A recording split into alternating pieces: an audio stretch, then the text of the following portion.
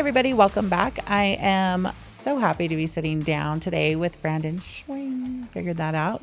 I'll keep it a little classier. Brandon Gschweng, head coach of Chino Valley High School football. Yes. How'd that happen? So what were you doing last year? Last year, I was the line coach for the varsity football team the last 2 years. Okay. That's perfect. And so it just naturally kind of progressed to coach. Have you always been coaching? Is that something you've always been doing, or? Yeah, I've coached for a long time. My oldest is a senior, and I coached.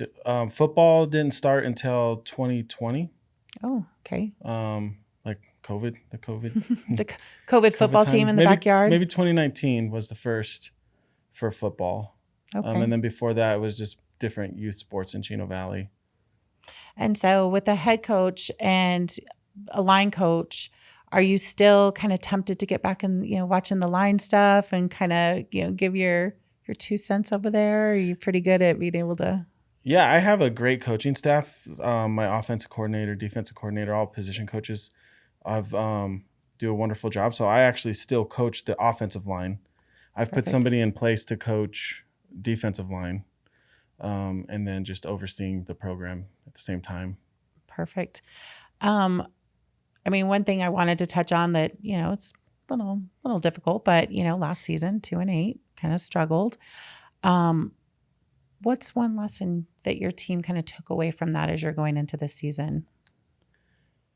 The biggest thing that I pushed this year and after the season, the last 2 seasons really that I was there, was the work off the field and kind of the camaraderie of the team.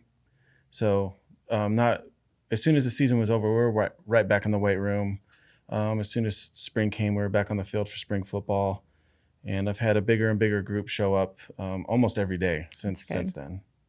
Yeah, I would think it has a lot to do with, I've coached, on the cheer side, but when a team gets along, you can tell. Like it translates when they're on the stage, when they work well together, when they're taking care of each other. So it's so important to build, a good morale and, a good, just to take care of each other constantly. So yeah, like having them be a brotherhood is so much stronger than tearing each other down when something bad happens. Mm-hmm. And then when it changes the morale, even when they're hard on their teammates, but in a positive way, versus just trashing them and talking down to them constantly between each other. Yeah. Well, and when you set the expectation that, we're going into battle together and we're going to take care of each other and we're going to, as opposed to I'm going into battle. I don't know what you guys are doing, but I'm here to work. Everybody else is, so when they kind of build each other up, it's going to translate to a much better. Yeah. And that actually was a big thing that I started. I had some upperclassmen this year and the last couple of years that worked hard. They were hardworking kids, but they would not work with the team. So my thing was, I appreciate your hard work and I love the fact that you work out on your own. But if you don't have that togetherness, because on the field it does turn into just a you thing. Yeah. So as you work together and show them how to work hard and build competition between each other, it really helps. Mm-hmm. Absolutely. So despite the record, what were some moments from last year that you're like, we're building something here? It's, regardless of win or loss, we're building. You know what? The group of guys that we have, the best thing about them is they don't quit and they do work hard. So, from us going from 3A to 2A this season, I think will really, really, really show that hard work and dedication that they have. I feel we were just kind of in the wrong place for a long time. These guys have their toughness, how hard they practice, how much they show up. It was really disappointing to see the scoreboard outcome. But as a coach and an adult in our town, I can see where the wins were off of the scoreboard. And that was something that I really try to tell them, like, as we're building this, you guys can't look to the scoreboard for the wins. It has to be on the field, at practice, between each other before it shows up there. Right. I agree. with the NFL, you see contracts come and go, you see renegotiations. There are no contracts. They graduate, they're gone. What are some needs that you had to fill this year, and how have you been able to do that? So we've always, since I've been there, at least, I know a few years before I got there, we've always been a pretty young team. So counting on underclassmen has unfortunately been a strong need that we've had. And one of my goals is to keep 10 plus seniors on the varsity team. Right now I'm at 7. Oh. I don't think I'm getting any more. But I think for the years to come that will improve. That's my biggest thing. And then that's kind of where the that score on the finishing score comes from us. The big losses is not having the strength and endurance through the end of the game. So I really have been pushing them to get some of the upperclassmen on the field and keeping them through the longevity of the program. Well, and the good and the bad of 7, obviously this will be a tougher year with, 7 seniors, but those, freshmen, sophomore, juniors that you're developing, you're going to be able to build on that next season as well. I mean, you're losing only 7. Right. So, I mean, that is a plus of as far as like, hey, I'm putting all this work. These kids are putting all this work and they get to stay together next year for the most part. So I kind of like that as, Yeah, I love it. And the fact that we have the 7 that we do, they're the 7 most dedicated, hardworking that's awesome. group that we have. My juniors are incredibly talented and strong. Perfect. A few of them have played varsity since their freshman year. So they're coming into their stride right now. So it's really not a negative in any way. It's just I wish that we were able to develop the younger players a little bit longer before throwing them. Before having to. Yeah. Yeah. So they're really, I mean, your freshman team probably is like, you got to move up. I mean, I have to do that all the time. We get new kids come in. And it's like, there's just such a need to plug people in right away. That's like, well, you're on level 4 now. So you get to, you hardly got to develop at all before you had to move up just out of necessity. Correct. Do you have any standout players or stories from the summer and getting ready? One of the biggest standouts for me is not just the individual player. I do have a few, but last summer where we talked about our 2-8 season for 2 years in a row, we had as a program, we would be happy with like 10 to 14 guys coming out for the summer program. I consistently had over 30 this summer. Awesome. So just the consistency. It was a lot of underclassmen, but our seniors and juniors showed up just as much, which was nice. One surprise that I had, our starting quarterback was most likely going to be Hunter Boudreau, who's a sophomore, and he's done an amazing job. But I would love for him to play one more year of a freshman or JV level, just to develop his body and his brain a little more. And Matt Seibel decided to join our football team. Now that the last few years, our quarterback has been Ben Seibel, who's moved on to play college level football. Wow. And his little brother Matt took last season off, and this year he came out and was like, I want to come back to the team and I want to be the quarterback. And he's really showed so much growth and poise at that position. It's been very nice to see. Well, and sometimes you just need a year off to get things in line. What's important? Yes. Where do I really want to be?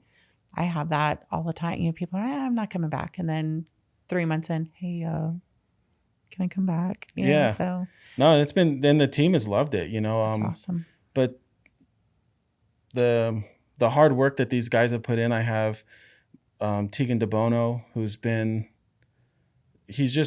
I've known Tegan since he was about 8 years old, and just to see how much work he's put in and how much he's developed over the years it's been amazing. And then to see him like now as a senior, like just going as hard as he can in practice, good morale, good attitude, being a strong leader. Those things are like very rewarding to see after putting in the years with them. So how is the style of the brothers? Do you see, little brothers, that same kind of throwing style? I think of like Peyton and Eli, Right. Manning brothers. Of course, they're going to be quarterbacks, but their styles are a little bit different. With these brothers, does he have that same sort of style of his big brother? Are they kind of different? They're very different. Are they? Their temperaments are different. Their presence on the field is different. Their level of energy is different. So it's kind of fun. It's kind of fun to watch. I know that they've had good coaching coming up. Their dad coached them. The offensive coordinators that have coached them have done a great job. But they just both look completely different on the field. So, But both great players. both great players. The I would say the thing that is instilled in both of them that's similar is their work ethic. They just, both of them will go 100% anytime they're on the field, whether it's practice or walkthroughs or, and they you can tell they both study their playbooks and they know what's happening and what the expectation is. So they don't take reps off either one of them. Well, that's so important as a quarterback because that's seen as that strong leadership position. You're not asking your teammates to do something that you're not doing. You're in there every day. You're grinding every day as a quarterback. So your players can respect that around you. So that's super important. Super important. Yes. So you mentioned you've known this, the kid since he was 8 years old. Obviously living in Chino Valley. Do you live in Chino Valley? Yes. So yeah, you're seeing your players at Safeway, you're seeing them, around town, and Friday Night Lights is so big. What's it like going to a home game in Chino Valley, or it's a small town. Is everybody supporting football? Is there something you'd like to see more? I would like to see more of the town get behind the team and not just in wins and losses, but in just showing up to the games. And not just, I am a football coach, but I love our community and all of our sports. I'd like to see the town get behind every single sport that's going on, whether it's the girls volleyball, youth basketball, little league, all the way up to the high school games, baseball games. When you think about it, when you think small town, you think sports, you think, the things that the kids are doing in the community. It would be just awesome to have, everybody there. They were talking about that with the Wranglers. This is your home team. You should be there and be supporting them. Yeah. And that was their vision all year, is just, that Friday Night Lights feeling, whether it was a Saturday or whatever. But, Right. The town basically shuts down because there's a Chino, high school football game going on. The Cougars are out. Everybody should be sitting in the stands and supporting. Yeah, and there are little things that, like, I do go into individual businesses and talk to their owners and let them know, hey, season's coming up and we'd love to see you guys out there. If I can put flyers of our schedule in their place of businesses. We've had great response to like sponsorships this year with the Good. football team. One thing that I'm trying to put in place, I'm hoping to have for our first home game next Friday, would be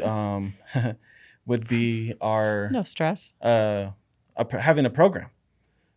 This high school I right. went to, we had a program for every home game that highlighted the players and their achievements and their age and everything else, plus our local sponsors and who supports the programs. I've never seen that at our high school before, so I'm working very hard to have a program, just little things like that to get. I remember that from my high school, way back in the day. Like we had those little programs, like a little, get to know this player, or just thanks to the community. Because I know I've seen things out that feed the players and Correct. provide dinner or something. If you had pretty good turnout for that with local businesses supporting that. But this year we actually had people approach us saying they would like to help us. So That's awesome. That's a very nice feeling, that hey, we want to be involved. Yeah, we want to be involved without you having to go and knock on doors and asking. They're coming to us and saying, what can we do to help the program? That's awesome. Well, beyond wins and losses, how will you know that this season was a success? So when you look back on it, forget the schedule, forget the wins and the W's and the L's.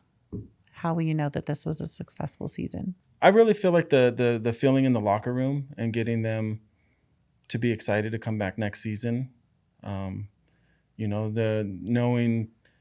Having my seniors finish and feel good about it, no matter what happens, would be great. And hearing like, I wish I had one more year. I wish I can, I wish I didn't have to leave, or, that to me will feel like a win in itself. If I have a good returning group of juniors, sophomores and freshmen, all those things will feel like more of the victory than our record at the end of the season. And I know on the sidelines, you've got a really passionate cheer coach and cheerleaders that are going to go out there and give it their all every halftime and cheering on the teams. And I know Leah was the #1 football fan, and I think that'll translate, and it has translated so well to the sidelines too, and making sure the boys feel supported and that the crowd is engaged. So I'm excited to see them. Leah loves it. I mean, she's already, even halfway through summer, and once we found out that I had the position, she was one of the first people to call me and like, okay, what's homecoming? What's youth night? What's, first responders night? And because she wanted to have things prepared and ready to go, and she had to mentally build those, special little things in. She's pretty amazing when it comes to that. Leah loves what she does. So 100%. It really shows. Yeah. And I wonder too, because I know it's easy to be that excited when your son's, on the field. But I knew that without her son, once he graduated, she was still going to have that passion. So I'm excited to hear that it's still there and she's still 100%. There's no difference. Yeah, that's awesome. And I know the feeling. I have my daughter's a junior, and she's on the cheer team. And works with Leah every single day. And my oldest is a senior, and he's on the football team. He's a tight end this season. So I understand the feeling. 100%. One other last thing. Where do you see this program headed in the next 2 to 3 years? I mean, other than state championship? There it is. That's all I wanted to hear, right? It's just building numbers. But playoffs and state championship is really what I want. We have a banner in our high school gym that it kind of haunts me, because it's the only banner without anything on it around our gym, and I feel like that banner stares at me and mocks me every time I walk into that room. So we need to start putting some numbers up on that banner like pretty quickly here. Yeah, and build that mindset. Like, that's our goal. If we fall short, we fall short, but that is the goal. So, right. Well, I think you're off to a great start. If you live in Chino, or you not even in Chino, I've been to Chino high school games, and I live in Prescott Valley. So they're fun, and the crowd is excited, and the players, those boys do not stop. Watching them even last year, every play is like a fourth down. They're just pushing and pushing. So congratulations to you on taking over the team. And you sound pretty humble right now, but I'm excited to talk to you, halfway through the season. You're like, we're undefeated. You see, no one saw this coming, but look at us now. So I wish you guys tons of success. And just report back to us if you ever want to come in and just give us an update on how things are going. We'd love to have you in. Thank you. I'll take you up on that. All right. Thanks so much. And we will see you next time.